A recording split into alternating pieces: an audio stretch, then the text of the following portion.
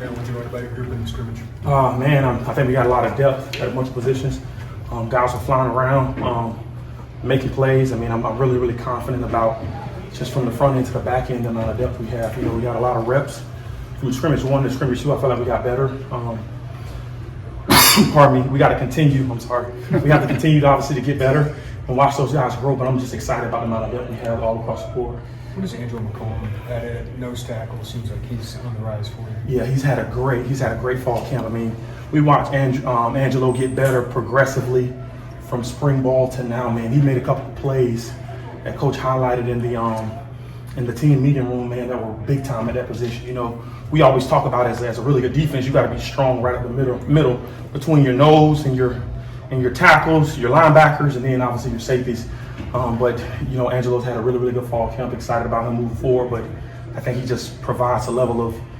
Obviously, he's a young buck, hadn't played a lot, but you know, between him, Kurt Neal, Carter Hewitt, I mean, just a ton of guys right at that position that gives us a ton of depth and a ton of experience at the spot. We've talked a lot about James Thompson, but just what has stood out though about Kurt Neal and Tomo? Yeah, I think I think they all complement each other so well. Like they all bring a different level to this game, and you know, Kurt is just explosive. He's violent. You know, his transitional pass rush is second to none.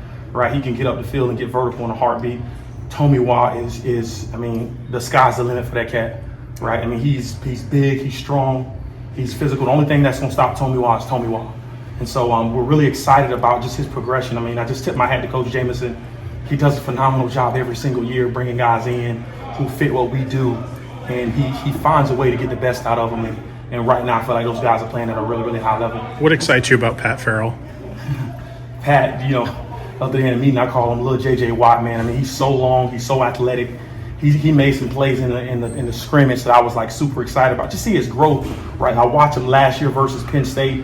You know, he made a couple of plays in that game, right? Like obviously he had to put on a little weight, had to get a little more physical, but like watch his progression and just watch how he handled from spring into fall camp now. Like, you know, like when I speak about the depth pieces there, I'm talking about all across the board. You know, from the noses to the tackles, right? Like.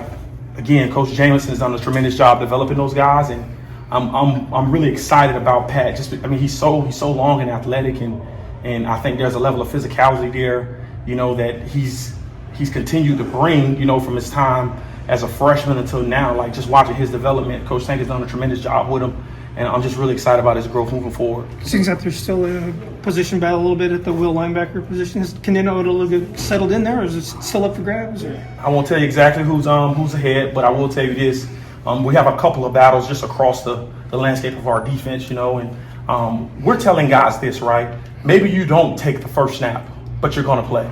You know, I think in today's day and age, so many guys get caught up in taking the first snap, and what happens is they end up playing just as much or more than the actual guy who started the game. And so our goal as coaches is to try to put the best guys in the best position, but it's a great battle there. I'm excited about the battle there. You guys will have the chance to see that once we roll out those guys in our first game. But, you know, not only just that position, there's a battle across the board, whether you're talking about at the safety position or the corner position that we're really excited about. And so it's just, we want guys to keep working, right? We haven't put out a depth chart or notified guys who are going to be starters, but I'm really excited about whether the guys are starter or backup, just the level of depth we have just across the board of those positions. How have you seen Condena get back? It was kind of a slower return for him early on last season. How have you seen him get back to it? Yeah, man. I mean, that injury is, I think KO broke his ankle. I mean, that was on a sack. Right, that was a devastating injury. I mean, that's a lower extremity injury, and I think it was just a level of things he had to go through last year. And I could recollect with KO because, you know, I tore my ACL, you know, and so trying to come back from that, it doesn't always happen right now. But he's playing at an extremely high level right now, man. Just a level of physicality. I would say he's back in full in KO mode. You know, he's rushing the passer well. He's playing with violence, and I'm just really excited about the rest of his career here. You know, obviously it was hindered by a freak injury that happens on the field, but that's the game of football, and just to see him bounce back from that, you know, like that is why we get into coaching. You know, that is why we try to encourage those young men through those moments, watching that Iowa, watching him run that, I think he ran a Tex and he ended up getting a sack off of it. But it was a cover me actually. But it was awesome to see him make that play. But just watching the process of him like bouncing back from that, it was a thing of beauty. And I'm just excited about his time here and his time going into the season. In the last 8 months, what have you learned about James Thompson and maybe how he might impact your defense? James Thompson is a one-of-one. We call him Ump for a reason. He's wise beyond his years.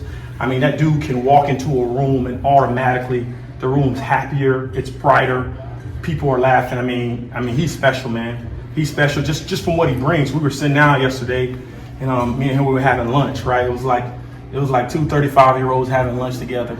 But he's so wise beyond his years. He's just he has such a level head and such great perspective that he can give to our younger guys. That is vital when you're talking about being a developmental program.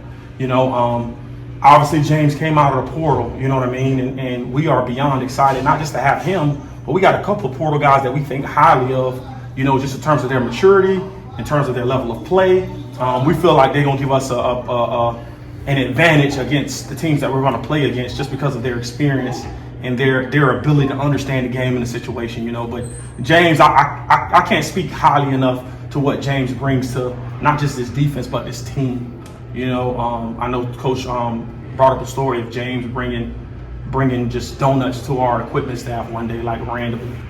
Like that's the kind of guy he is, man. Like he's gonna light up a building, he's gonna light up an organization, and I'm just looking forward to seeing James play his best football. I know obviously he didn't play last year because of injury, but his best days are ahead of him, and boy, oh boy, are we excited about him. When the Big Ten Network, came in, when you talked to them, what stands out to the outside eye about this Illinois defense? Well, I think that we got a bunch of returners. A lot of people spoke in volume about the amount of returns that we have, not just on the front end, but on the back end. But one thing that I told them is, year one for me was just a year of growth as a coordinator and as a father. I equated to being a dad. Year two was trying to establish myself in being a play caller and a father. Year three for me and for our staff, for us just being dominant. We got a chance to put teams away, like putting them away, don't let them linger. And I think really, really good football teams do that, man. And so every day we go out there, whether we're taking the field in practice or whether we're doing a game, we just want to try to establish a level of dominance, and take over a game from our standpoint, just to give our offense more opportunity to score. You guys have talked about each defense having its own identity, the ID number you've always had. With so many returners back, how is this defense identity forming? What are you seeing? What is the identity of this group? Yeah, it's funny you say that. So this year we're just continuing to build off those 5 pillars that I had a chance to tell you guys about, right? Passion, integrity, toughness, selfless, and perfect effort. I think we got a ton of guys who embody all of those, but you got enough young guys in. We got over 40 new guys on our roster that may not know exactly what those are. And so that was something I wanted to stick with coming off of a 10-3 season. Fellas, every year is 0-0. Like we can carry nothing that we did last year ahead with us, and nothing else truly matters except the teams that we're playing. And so just want to give these guys a clear mind, a clear conscience, and just trying to show them live examples of what it looks like to display all those 5 pillars every single play, And so obviously there'll be a mayhem king after every practice, right? Whether it's sacks or takeaways, and we'll continue to push that here in this building, man. But I just think that for this team to be great, we got to block all the outside noise and just focus on one game at a time.